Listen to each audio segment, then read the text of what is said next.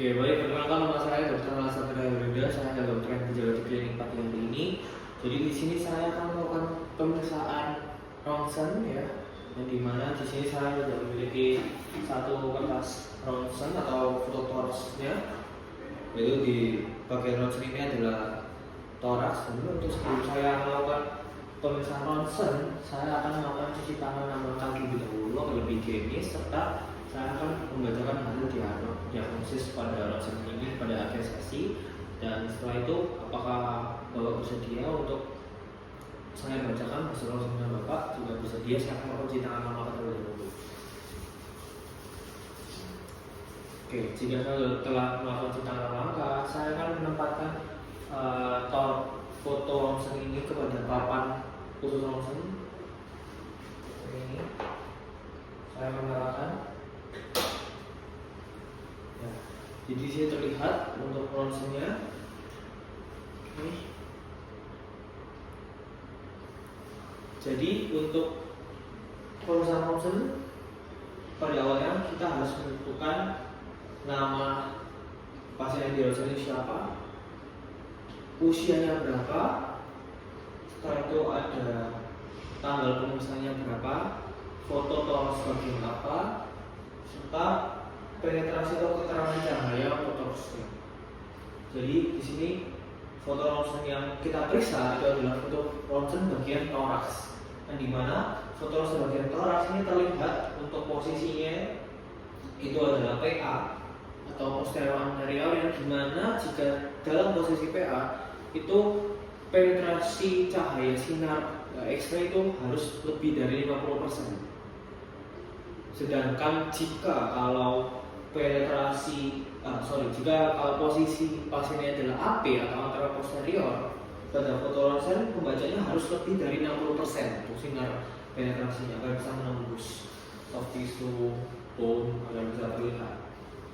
Jadi untuk pemeriksaan pertama kita akan menentukan penetrasinya ini sinar X atau toraks ini cukup atau tidak, yang dimana bisa disebutkan jika kondisinya itu adalah PA atau posterior anterior, sinar dari papan ronsennya itu harus bisa melebihi 50% agar bisa terlihat. Terus untuk pemeriksaan selanjutnya kita akan memeriksa rotasi atau rotasi dari pasien ini. Kedua sisinya itu simetris atau asimetris, yang dimana bisa kita lihat dari sini untuk ukuran hidung kiri dan kanannya itu terlihat simetris. Setelah itu untuk keadaan diafragmanya, curve-nya atau lambungnya juga simetris, tidak ada diketahui distorsi anatomi atau hal yang tidak simetris atau namanya asimetris tidak terlihat, jadi normal untuk rotasinya. Setelah itu lanjut ke bagian inspirasi, yang dimana inspirasi ini kita tentukan untuk pasien ini cukup melakukan inspirasi itu cukup atau tidak, yang bisa ditemukan melalui perhitungan tulang belakang posteriornya atau vertebranya, yang dimana jika inspirasinya itu masih cukup, tulang belakangnya atau tulang vertebranya itu akan terlihat atau terhitung sebanyak kurang lebih 10. Tetapi jika dari penglihatan tulang belakang posterior kurang lebih tidak di bawah 10, itu berarti inspirasi pasiennya tidak cukup atau kurang. Jadi untuk inspirasi ini bisa dinyatakan bahasanya itu seperti sufficient atau insufficient, yang dimana sufficient itu inspirasi pasien itu cukup, jadi terlihat tulang rusuk posteriornya itu 10 kurang lebihnya. Tapi jika insufficient itu pasien itu tidak cukup untuk melakukan inspirasi, jadi tulang rusuk posteriornya itu tidak kurang lebih tidak sampai 10. Ulang. Oke, selanjutnya untuk melakukan inspirasi, ini dimana inspirasi ini kita lakukan untuk menghitung pasien ini cukup inspirasinya atau tidak, yang dimana bisa digunakan kata istilah sufficient atau insufficient. Sufficient itu terjadi jika tulang rusuk bagian posteriornya pasien ini terhitung sebanyak kurang lebih 10. Itu dikatakan sufficient, atau pasien ini cukup untuk melakukan inspirasi. Tetapi jika tulang rusuk posterior ini tidak atau kurang dari 10 hasil hitungannya, berarti bisa ditandakan insufficient atau pasien ini tidak cukup untuk inspirasi, dimana itu tandanya tidak normal. Itu untuk inspirasi, sufficient dan insufficient. Selanjutnya saya akan melakukan pemeriksaan pada bagian magnifikasi atau pembesaran ya. Normalnya kalau pada posisi anterior posterior atau AP dengan penetrasi sebanyak lebih dari 60%, magnifikasi terjadi pada organ jantung, yang dimana itu terlihat agak membesar dan itu normal. Tetapi jika pada posisi PA atau posterior anterior, jika terdapat atau terlihat magnifikasi pada jantung atau pembesaran jantung, itu tidak normal. Seperti dari gambar ini terlihat jantungnya itu tidak mengalami magnifikasi pada posisi PA, jadi itu normal. Tetapi jika dari posisi PA ini terlihat jantungnya ini membesar, itu tidak normal. Setelah itu, kalau magnifikasi bisa pakai istilah present or absent. Jadi kalau present itu berarti ada magnifikasinya, kalau absent itu tidak ada magnifikasinya. Setelah itu, setelah magnifikasi, saya akan melakukan pemeriksaan di bagian angulasi atau sudut kemiringannya. Jadi dari angulasi ini kita tahu normal atau tidaknya itu bisa berdasarkan klavikula, bisa dilihat dari klavikula pada bagian apex pulmo atau apex parunya. Jadi sini ya. Berarti di bagian angulasi klavikulanya ini simetris. Jadi tidak ada sudut kemiringan, yaitu lurus ke bawah sini, badan di atas apex pulmo ini. Itu berarti tandanya tidak ada angulasi. Tetapi bisa dilihat kalau misalnya balik lagi ke rotasi atau simetris atau asimetrisnya, terlihat pada posisi PA ini tulang vertebra pasien ini agak kurang lurus. Ini banyak ada sudut ini agak vertebra belakangnya atau vertebra cervical, tetapi tidak lurus sampai ke bawah sini, agak condong miring sedikit, yang dimana bisa ditandakan adanya skoliosis atau kemiringan tulang bagian belakang. Setelah itu setelah angulasi selesai, saya akan mengecek seluruh lapang pandang dada dalam foto torax ini itu utuh atau tidak utuh. Secara pemantauan saya,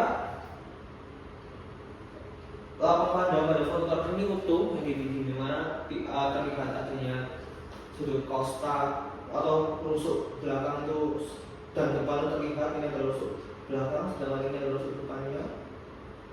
Setelah itu vertebra tulang belakang juga terlihat, ada batas diafragmanya juga terlihat, terus ada jantung magnifikasi, bukan magnifikasi, tapi ada organ jantung di sini, dan itu normal, tidak mengalami magnifikasi. Setelah itu ada soft tissue seperti pembuluh darah seperti ini, dan tidak over, jadi tidak ditandai dengan adanya infiltrasi atau tanda-tanda kayak pasien ini mengalami COVID atau paru-paru atau COVID-nya tidak ada, dan normal. Kalau misalnya pasien ini mengalami COVID, foto ronsen bagian paru-parunya ini infiltrasinya ini bakal sampai menuju ke tulang rusuk bagian kosta dalam atau kosta bagian depan atau kosta bagian luar. Terus bagian krakeanya tidak terlihat karena fotonya tidak sampai krakea. Untuk seluruh lapang pandang ini normal, tidak ada anomali. Setelah itu untuk pemeriksaan saja adalah pemeriksaan ukuran jantung, yang dimana itu bisa dengan istilah CTR atau cardiothorax ratio, yang dimana itu bisa berhubungan dengan penetrasi tadi awalnya sinar X-ray yang dimana kalau posisi PA itu lebih dari 50%, kalau misalnya posisi AP itu lebih dari 60%. Selanjutnya ada aorta atau dan mediastinum itu superior itu terlihat melebar tidak dengan posisi atau foto ronsen seperti ini tidak ditemukan adanya pelebaran aorta dan mediastinum. Posisi trakea juga tidak terlihat dalam foto ini, jadi saya tidak bisa mengkomentari. Jika normal, posisi trakea itu relatif di tengah. Kalau misalnya posisi trakea di tengah, itu terjadi ada distorsi anatomi atau anomali ya, itu tidak normal. Setelah itu kedua hilus. Hilus ini menebal atau tidak ada penebalan di hilus, jadi terlihat jadi normal. Satu ada corakan vaskular kedua paru baik atau meningkat, yang dimana dari foto ronsen ini corakan vaskularnya itu baik, tidak ada peningkatan vaskular atau karena dari infiltrasi. Setelah itu ada parenchymarnya juga normal, tidak ada ditemukan tanda fibrosis atau nodul atau infiltrat.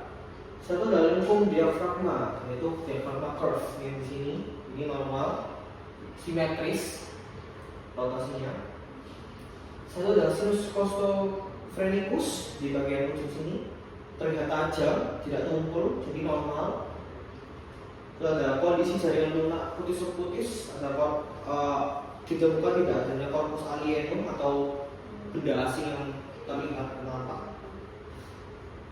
Terus tulang-tulangnya juga normal, terlihat tidak ada garis-garis fraktur atau fraktur kayak pecahan kayak yang tidak menyambung atau tidak ada dalam foto ini, jadi terlihat normal.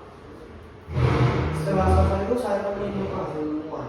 Saat ini tidak tampak kelainan foto ronsen pada bapak atau pasien yang difoto ronsennya, itu tidak ada nampak kelainan, cuma mungkin vertebranya atau kelengkapan badannya agak mengalami kemiringan sedikit yang bisa ditandakan bisa adanya skoliosis. Jadi untuk kurang lebihnya normal, tidak ada magnifikasi jantung pada pemeriksaan PA toraks. Setelah itu rotasinya juga simetris antara kedua sisi. Setelah itu ada angulasinya juga sufisien, tidak ada sudut kemiringan apapun. Setelah itu inspirasinya juga sufisien karena